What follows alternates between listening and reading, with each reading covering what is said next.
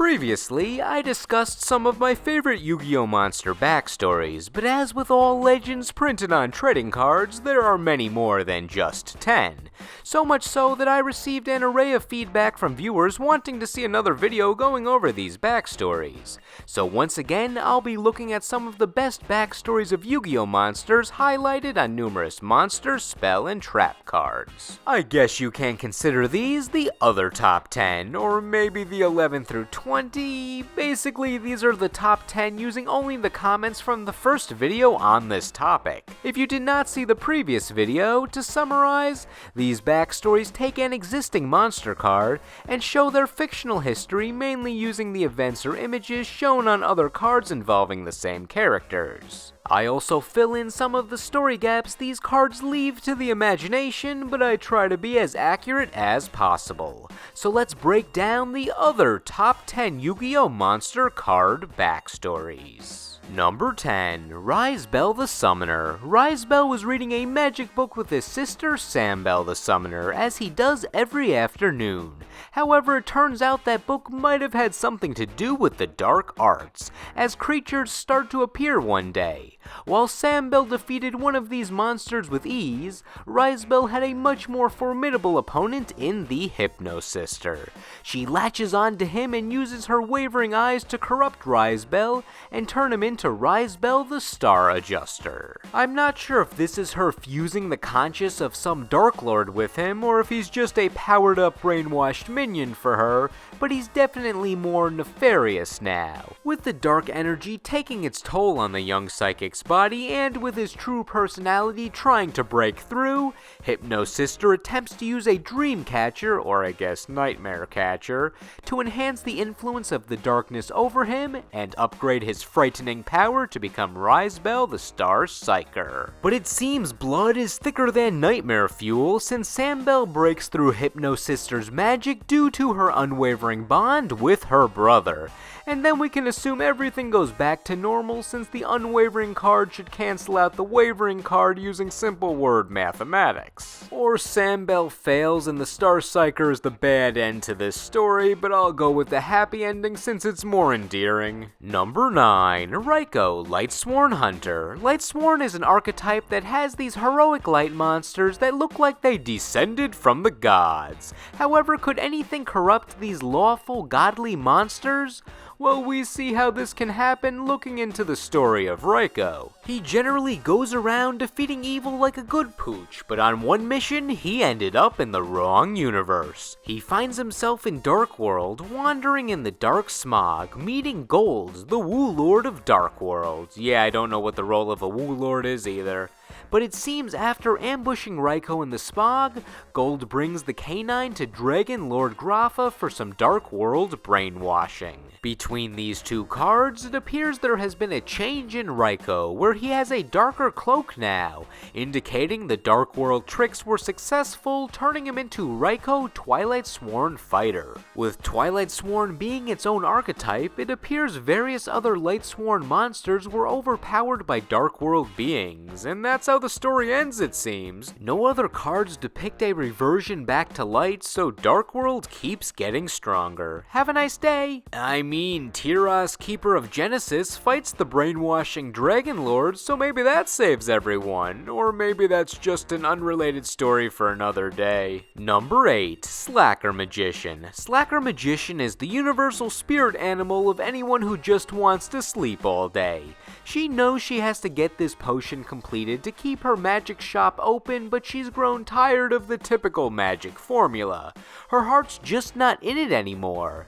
Meanwhile, her co-founder and friend Alchemic Magician sees this and won't let her friend fall by the wayside. She argues with Slacker, who doesn't want to change, or maybe she just doesn't want a pillow thrown in her face. Did you ever think of that, Alchemic? Though their scuffle is cut short in a Rivals, where Akashic Magician walks into the room probably bragging about her newest potion and bringing her posse. This angers Alchemic, leading to a traditional anime rival stare down. After this confrontation, the next time we see Slacker Magician, she's now Down Nerd Magician, shown to be very into this potion that she's concocting. It appears the rivalry between the other two magicians sparked some interest in trying new spells rather than making the same old green liquid that's been available since Metal Raiders. And yes, guidebook sources state that this is the potion from her Slacker Magician card. A key factor in this is Slacker Magician is a light attribute monster, which likely references the type of magic involved with her potions, but her two colleagues are dark attribute. When she became Down Nerd Magician, she also became a dark attribute monster herself, so maybe it was watching them work with dark potions that inspired her to try newer, darker mixtures with a much more mad scientist setup. I hope that mouse comes out of this alright. Number 7. White Magician Pikaroo. Pikaroo is the ultimate life form that has a scapegoat hat. I want this. It seems like something the local FYE would carry. Anyway, Pikaroo is training to become a princess. While the main challenge is honing all of her magic abilities to obtain that title, another obstacle stands in the way. Ebon Magician Karan, her evil twin sister, or at least not as nice as Pikaroo twin sister. Karan looks like the type who would do an laugh.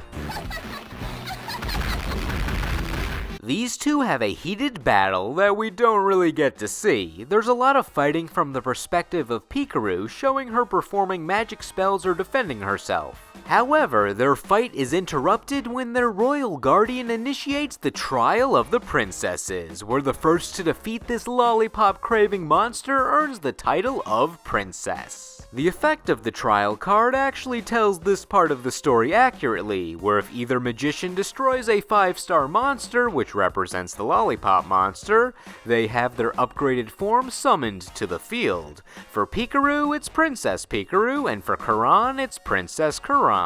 Since Pikaroo is featured more heavily on these cards, I consider her winning to be the true ending, but with the nature of Trial of the Princesses, the player can ultimately choose the path to this story. Number 6. Outstanding Dog Marone, or is it pronounced Marin? I'll go with the first one.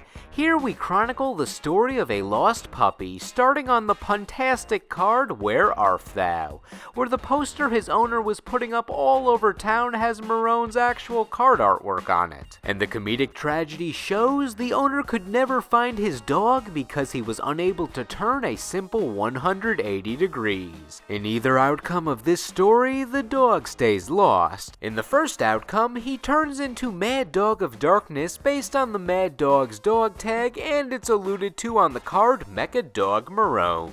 I guess we can say Marone's fate was he was, quote, corrupted by the powers of darkness. Just darkness? Don't ask anyone to explain anything about the darkness because it's as vague as why Terra the Terrible was so terrible. The other ending to the Marone story is more extensive, but you might want to turn away if the Jurassic Bark episode of Futurama made you sad. In Skulldog Marone, we see Marone waited his entire life for his owner in the same pose to a point where he was fully decomposed, and apparently no one walked by this dead dog for hundreds of years, leaving him idle. Despite that, he's just fine. He was adopted by Skull Servant's family, and now he actually gets to play around in the graveyard. I'm not sure if it's cannibalism that he's a dog that likes bones, though. He even goes on a tropical vacation with the Skull family, but is almost confiscated by the TSA. I'm assuming he got out of it alright in the end, though, since Skull Servant is a king after all, and probably has diplomatic immunity when it comes to that. It's funny to think the better ending for Dog Marone was the ending where he technically dies. Number 5. Condemned Maiden. While she's the monster card attached to this story, a big player in this tale is the Elder on the iconic trap card Solemn Judgment, who is supposed to be a parallel of the Judeo-Christian God. He's telling his angels to never touch the forbidden items. So what does this heavenly maiden do here? She ignores the adjective forbidden in all of these items, seeking them out near the sanctuary in the sky. She proceeds to drink from the chalice and then take the spear, dress, and scripture for herself. This forces God to give her one good tongue lashing and hopes no one will ever disobey him again, making her an example with some solemn judgment, resulting in exile for the maiden. Have a fun trip. Her true punishment is a solemn strike, morphing her into this demon woman thing, showing why she should not have disobeyed the solemn authority. She looks so distraught as she tries to latch on to what angelic feathers she has left as they turn to dark. At least she has a stylish eye patch in good effect now. Oh, it's almost as sad of a story as what happened to Sangan. Number 4. Koa'ki. This demonic scientist made an appearance during Gaga Gigo's story in my previous backstory video, but he has done a lot more for the monster community in Yu-Gi-Oh! The lore on his card describes what we see happen to him on some of his cards. Being a scientist, he's big into research for his latest Dark World experiments. His earlier experiments enhanced wandering monsters in search of getting stronger, but usually with a catch. Gaga Gigo gave up his figurative heart. Charcoal gave up his maneuverability. There's always a trade-off. He eventually creates a mech of his own, and for a guy who created a tree cyborg, I feel Koa'ki could have done better than patching it up with packaging tape. However, this idea was a bust for Koa'ki, so he hit the self-destruct button on it looking for new projects. He eventually teams up with Magical Scientist and another guy to create their ultimate experiment. But first they create Dr. Frankenderp. He is just hanging out. Together, these three use the newly discovered iron core of koa'ki Maru on various unnamed creatures to create an entire species of monsters. It all started with this dragon that became a bigger dragon. However, the stress of all this work may have been too much for the iron core, causing it to explode or something like that, forcing the scientists to abandon ship if they wanted to get out of this lab alive. Or maybe this was Koa'ki blowing up the lab again. The epilogue for Magical Scientist was him being taken away by the tour bus to Forbidden Realms. Number 3. Warrior of Zera. Warrior of Zera is a seemingly average monster card. No effect, average stats, hardly been re-released, but its card lore is no throwaway description. It says he's seeking the sanctuary that will grant him the power of an Archlord, aka an archetype that doesn't exist but it sounded cool in the description. However, he has some inner, and maybe even outer, demons that he must constantly fight during his journey. There are 3 ways Zera ends his expedition. His goal ending is making his way to the sanctuary in the sky, exactly where he needs to be to become an Archlord.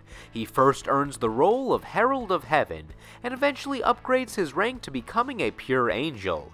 Finally, he earns his title as an Archlord, one of the only 2 in the game. However, the desired straightforward endings can get a bit dull. What if he ended up in Hell instead? And by Hell, I mean Pandemonium, the land of the Archfiends. Since his lore talks about him fighting demons, this is the result of him losing or simply giving in to his temptations for easy power.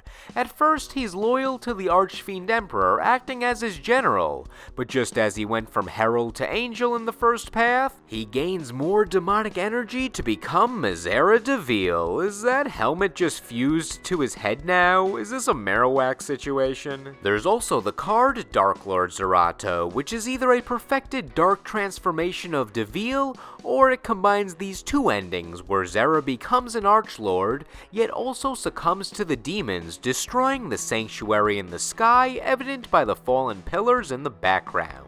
The third ending is where Zera gets nowhere, starting on Zera Ritual, where he sits on some random throne and it turns him into Zera the Mant. Maybe his sword led him here, because this monster is based on the design of his sword. The funny thing is, this ritual set of cards came out years before Warrior of Zera's actual card came out, so this was the true fate of Zera before Zera was actually Zera, if that makes sense. There's no other information on this ending, so for all we know, know, Zero was just tired while wandering around on his journey, and of all the chairs that he decided to sit on, he chose the possessed one. Things just can't break his way sometimes. Number 2. Buster Blader. Buster Blader is one of the few classic iconic Yu-Gi-Oh! Monsters that has a full character arc outside of the anime shown across cards. Other iconic ones may get plenty of support, but those cards don't usually tell a consistent story. Buster Blader though, we see he's a dragon tamer and learn about his pet dragon. Buster Blader upgrades in some fashion early on in his story. My best guess is using the Pitch Black Power Stone, he gains some magical power seen in Miracle Restoring, where his silhouette appears. This gives him the title Buster Blader the Destruction Sword Master. We next see him when fighting the ferocious Buster Dragon, where he rescues, or maybe steals, a young dragon known as Buster Whelp of the Destruction Swordsman. Buster Blader lets the tiny dragon accompany him on his journey and hold his sword, eventually fighting dragons alongside him with varying swords that represent different types of monsters. However, tragedy seems to strike with an adult Buster Whelp dying in front of Buster Blader, presumably either from a fearsome battle or the older Buster Whelp turning dark and rampaging like his older counterpart, meaning Buster Blader would have to slay his old friend to protect the land. I personally like to think it wasn't a battle, since the final card of this character arc depicts an unseen enemy. Regardless of what happened, Buster Blader is overcome with grief, remembering his time with his dragon friend in their final moments together. Using Yu-Gi-Oh! Logic, he fuses with his dragon to become Buster Blader, the Dragon Destroyer Swordsman, followed by him using Destruction Sword Flash and finishing off whatever led to the death of Buster Blader's dragon. Forget the Dark Magician, this dragon is the true fusion companion of Buster Blader. Here's a few honorable mentions of monsters people wanted me to cover but just missed the cut for a full segment in this video. The Gravekeepers. They show multiple generations of families taking over new roles in their cards, which is a cool concept.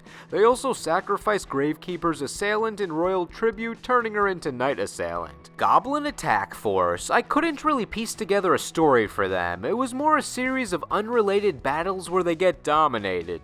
The Ojamas. They were a super popular suggestion, but like the goblins, there wasn't much of a link between the cards they appear on. They're either the butt of jokes or just goof around. Ojama Yellow also clones himself and becomes a knight at some point, so good for him. Goblin Calligrapher. He writes false on Fake Trap. And the Whole World Chalice storyline. Maybe I'll cover this at some point in the future, since I mainly cut it due to it being a very long potential segment. It's a pretty massive story that was a popular omission from my last video. To summarize in one sentence, think of it as a full fantasy campaign like an RPG with a chosen one and a bunch of support characters. It's very cool. For number 1, I went with a character that leads an entire archetype and represented multiple generations of families being shown on cards like the Gravekeepers. I'm talking about number 1, legendary 6 Samurai Shi-En.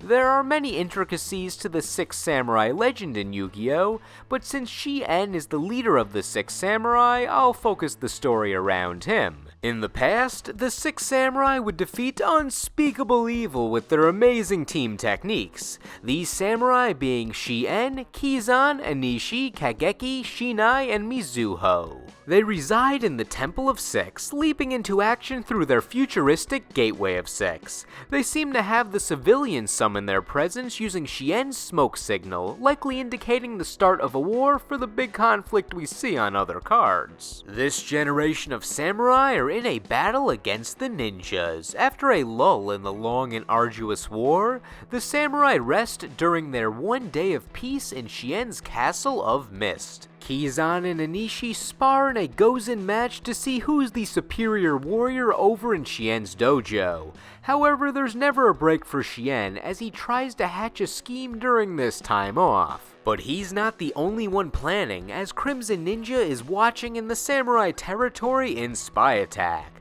I'm not sure if he actually struck or if he was just collecting intel for the ninja's next attack plan in Blind Spot Strike.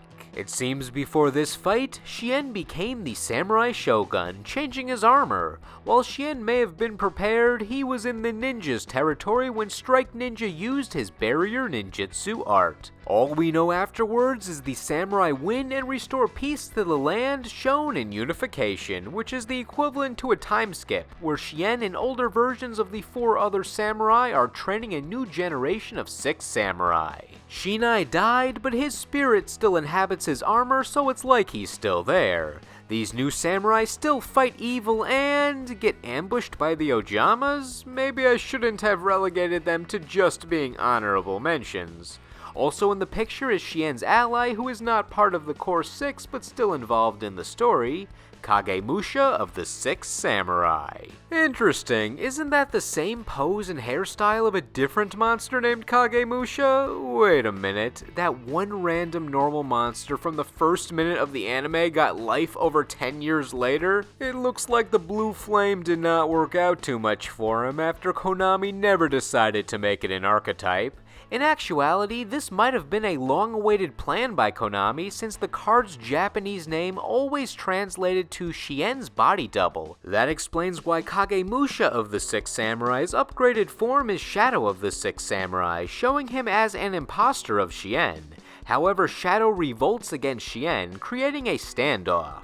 During this standoff, the older version of Mizuho appears to have a sneak attack planned. Though the card face-off shows that whoever she was trying to attack used pure samurai energy to knock the blade right out of her hand. The battle was fierce, with both opponents evenly matched. It seems the fight was a draw, with no card showing a definitive end, but with the monster legendary Shadow of the 6 Samurai being released after evenly matched and depicting Shogun Shien as a spirit now, it's quite possible Kagemusha was the victor. 6 Samurai has a lot more going on in their story, but for the sake of not making this video even longer, I'll cut off the story here. So Shien, the 6 Samurai, and the former Blue Flame Warrior with their epic legend claim the top Yu-Gi-Oh! Backstory for this video. Now, what did you think of these choices? Which stories were the coolest, and which monsters missed the cut that I still haven't shined the story spotlight on? Could there even be enough for a 3rd edition in the future? Let me know in the comments. If this is the first video you're seeing from me, check out my previous video on this topic where I cover the stories of Sangan, DD Warrior Lady, and more. Thank you all for watching, and I will see you in the next video.